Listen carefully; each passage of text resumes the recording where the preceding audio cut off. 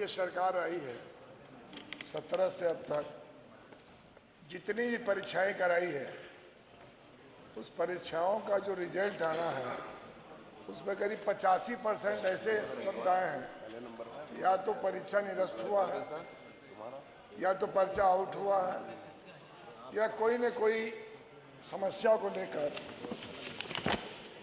वो परीक्षा पूर्ण नहीं हो सकी। उसी संदर्भ में माननीय अध्यक्ष जी आपके माध्यम से उत्तर प्रदेश पुलिस भर्ती और पदोन्नति बोर्ड लखनऊ इसमें दरोगा की भर्ती की प्रक्रिया चालू हुई और उसमें ऐसी एजेंसी को दी गई है जो एजेंसी को उत्तरांचल और मध्य प्रदेश में हाई कोर्ट ने यह कहकर निरस्त कर दिया है कि ये बैन लगा है, प्रतिबंधित है, इसलिए इनके द्वारा कोई भी नियुक्ति की प्रक्रिया नहीं की जाएगी। और उसी प्रक्रिया के बाद माननीय अध्यक्ष जी उसमें एफआईआर दर्ज हुआ है और एक जगह नहीं एफआईआर दर्ज हुआ, आगरा से लगाए, लखनऊ से लगाए, करीब करीब 5-6 जगह और ऐसे ऐसे लोग गिरफ्तार हुए हैं माननीय अध्यक्ष जी। जो आज इसमें एक सज्जन ने तो यहाँ तक तो कहा है कि मैं मेरे बोर्ड से परीक्षा दे के मेरी कोचिंग में पास किया है अंकित भाटी, जिसमें 3,500 विद्यार्थी छात्र स्वयं दरोगा की भर्ती हुई हैं और उसमें ऐसे ऐसी घटना हुई है कि 2 मिनट में आपको बताऊं कि एक ऐसी परीक्षा जो 4 मिनट 32 सेकंड में 40 प्रश्नों में 29 प्रश्नों को सही उत्तर पाए 2 मिनट में, और वो गिरफ्तार हुए हैं। और यहाँ तक नहीं, उन्होंने यहाँ तक कहा है कि मैं फला व्यक्ति को, उसमें नाम भी मेंशन है कि फला व्यक्ति को 15 लाख रुपया चेक के माध्यम से और व्यक्तिगत माध्यम से मैं देने का काम किया हूँ। यही नहीं, उसमें आगरा में जो अजय चौहान 15 लाख रुपये की रकम भुगतान, उसमें पैसा पकड़ा भी गया। और इसके बाद कल जो बात हो रही थी माननीय अध्यक्ष जी, उसमें ये आपने कहा कि ये तो 2020-21 की है, लेकिन नियुक्ति पत्र परसों से देने की प्रक्रिया शुरू हुई है।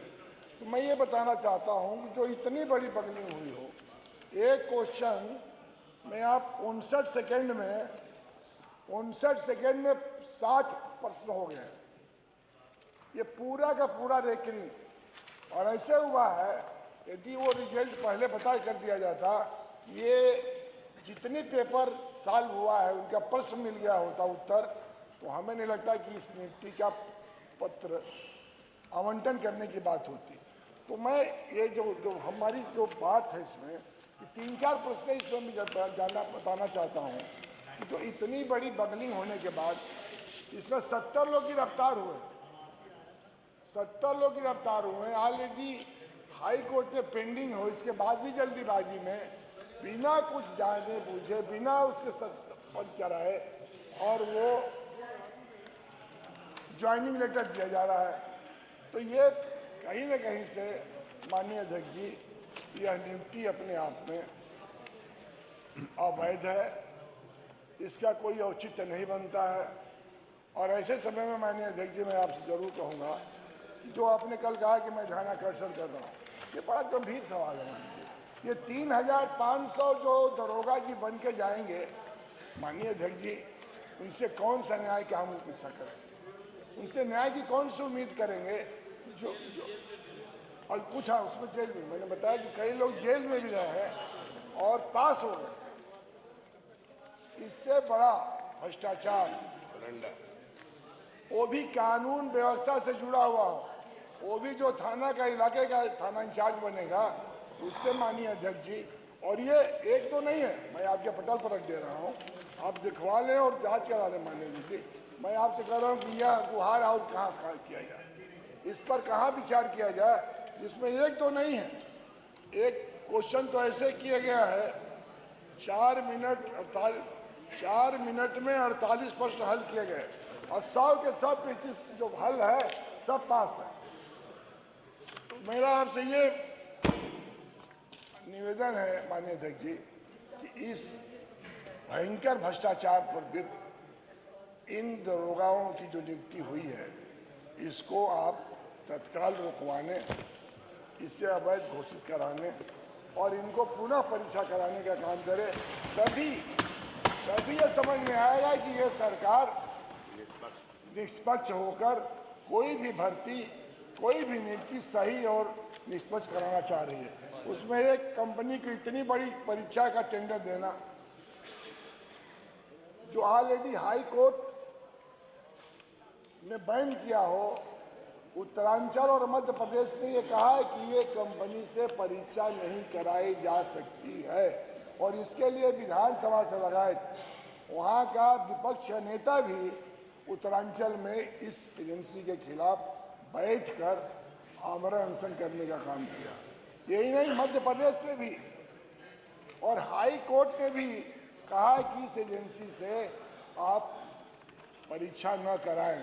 इसके बाद भी माननीय अध्यक्ष जी, दोषी पाए जाने के बावजूद पूर्ण रूप से दोनों राज्यों की परीक्षा कराने हेतु ब्लैक लिस्ट कर दी गई है सरकार से। अच्छा, ये माननीय अध्यक्ष जी, बिना सरकार की मिली भगत ये हो ही नहीं सकता।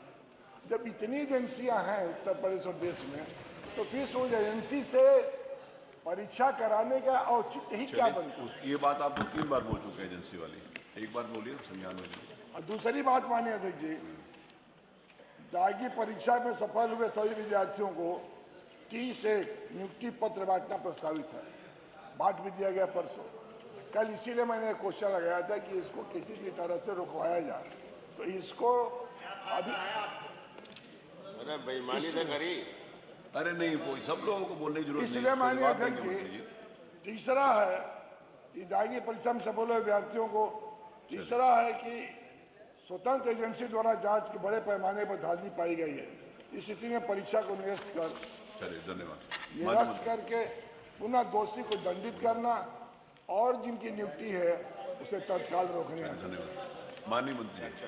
अच्छा, ये बोलिए, रविदास जी बोल लीजिए, जो विषय ना आया वो बोल दीजिए। हाँ, माननीय ओम प्रकाश सिंह जी ने जो बात यहाँ पर कही है, मैं अपने आप को संबद्ध करता हूँ उससे, और इन्होंने जो बातें कही हैं सब बात सही है। माननीय 12 नवंबर 2021 को ऑनलाइन परीक्षा हुई और ये परीक्षाएं ऑनलाइन कराई गई, इसलिए गड़बड़ी हुई।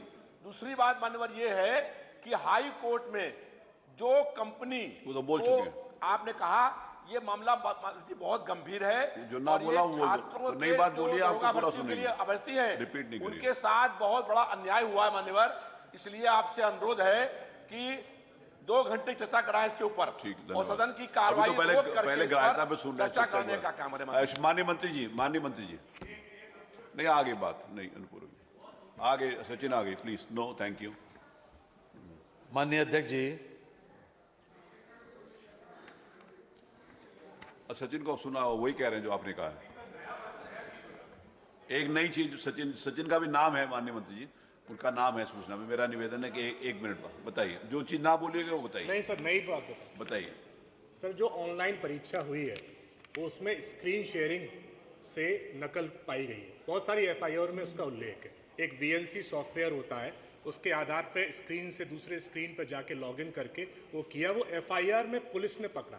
हमारा सर बात यह है कि कैंडिडेट रिस्पांस लॉग होता है, जो कैंडिडेट एग्जाम देता है ऑनलाइन का, उसके पीछे बैक एंड पे उसका रिस्पांस लॉग होता है कि कितना उसने टाइम लिया परीक्षा को सॉल्व करने का और हर प्रश्न पे उसने कितना समय लिया। जो एफआईआर हुई है उसमें जो प्रूफ्स हम लोगों ने इकट्ठे कर लिए या जनरल पब्लिक ने इकट्ठे कर लिए, उस पर तो पुलिस ने एफआईआर दर्ज कर दी, लेकिन सर 7 लाख लोगों ने इसका एग्जाम दिया, 9,000 से लोग ज़्यादा इस पर सेलेक्टेड है।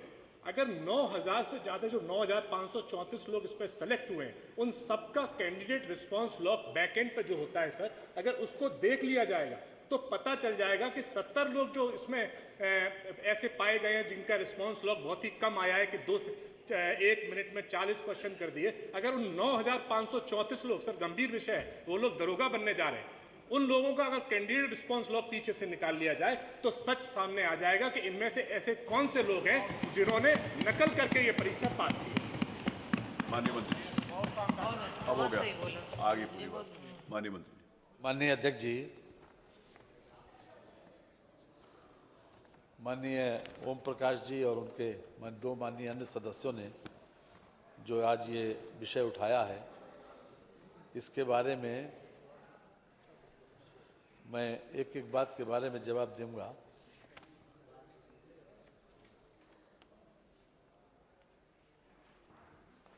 जो मान्यवर एजेंसी के चयन की प्रक्रिया है उसको पूरी तरीके से पालन किया गया।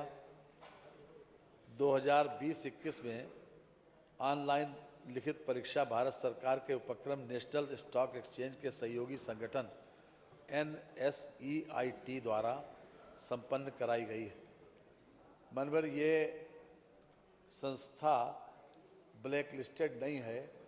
जिस वक्त इसको पूरी प्रक्रिया पालन करके ही इसमें 3 बार टेंडर हुआ और 3 बार टेंडर होने के बाद 2 कंपनियों ने अपने अप्लाई किया और इनका चूँकि न्यूनतम आधार के ऊपर इनका चयन किया गया। यानी कहने का तात्पर्य यह है कि पूरी प्रक्रिया जो इसमें पालन की जानी चाहिए थी उसका पालन किया गया और ये कंपनी जब ये चयन किया गया तब ये कंपनी ब्लैक लिस्टेड नहीं थी। साथ ही साथ मान्यवर ये निश्चित रूप से ये बड़ी संस्था है और ऑनलाइन परीक्षा इसमें कराई गई। ये परीक्षा में 12 लाख से अधिक अभ्यर्थियों द्वारा आवेदन किया गया था। 8 लाख से अधिक अभ्यर्थियों द्वारा परीक्षा में भाग लिया गया था। यह परीक्षा 18 दिनों में 54 पालियों में आयोजित की गई। प्रत्येक स्तर पर उपयुक्त अभ्यर्थी की पहचान सुनिश्चित करने हेतु बायोमेट्रिक मैचिंग का प्रयोग भी किया गया। यानी जितनी सावधानी बरतनी चाहिए थी और जो कुछ भी इसमें आवश्यकता थी उसका मान्यवर पूरा पालन किया गया। इसके बाद जो आप बता रहे हैं कि तकनीकी विश्लेषण से अनुचित साधनों का प्रयोग करने वाले 350 अभ्यर्थियों को चिन्हित किया गया, जिसमें से 161 अभ्यर्थी स्वयं परीक्षा के अगले चरण में अनुपस्थित होने के कारण चयन प्रक्रिया से बाहर हो गए। चयन प्रक्रिया में 189 अभ्यर्थियों को डिलिस्ट किया गया। 169 अभ्यर्थियों को उत्तर प्रदेश पुलिस भर्ती एवं प्रोन्नति बोर्ड द्वारा अभियोग पंजीकृत कर जेल भेजा गया। एक तरफ तो मान्यवर कह रहे हैं कि अनियमितता हुई और अनियमितता 169 FIR हुई, 169 लोगों को जेल भेजा गया।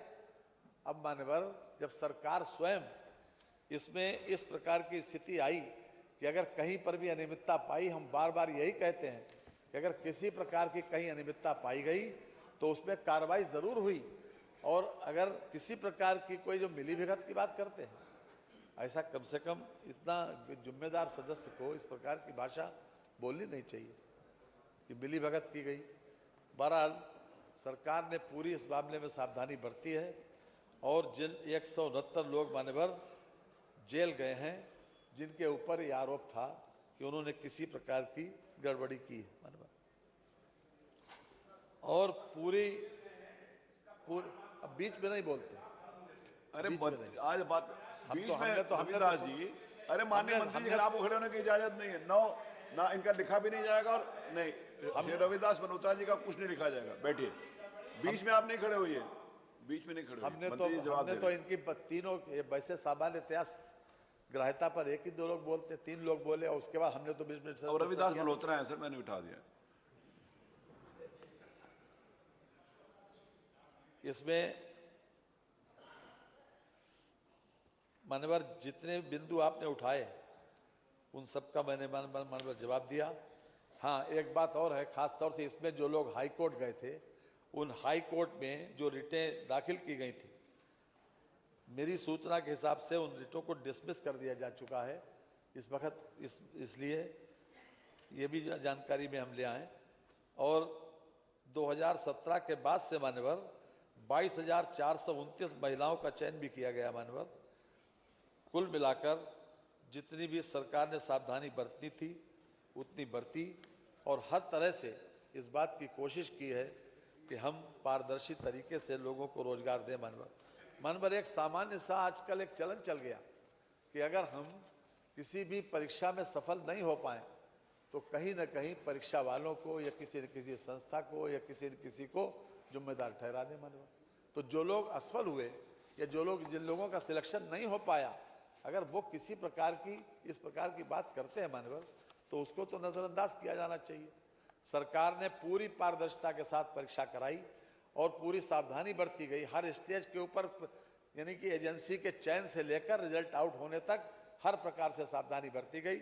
इसलिए मान्यवर मेरा आपसे आग्रह है कि ये नियम 56 में नहीं आता, इसको अग्राह्य किया जाए और ये सरकार पूरी तरह से हर परीक्षा पूरी तरह से मान्यवर हर परीक्षा को पारदर्शी तरीके से कराना चाहती है। जो सही माने में योग्य हो उन्हीं का चयन हो और पूरी सावधानी इसमें बरती गई। इसलिए मान्यवर ये अग्राह्य किया जाए। मैं अपना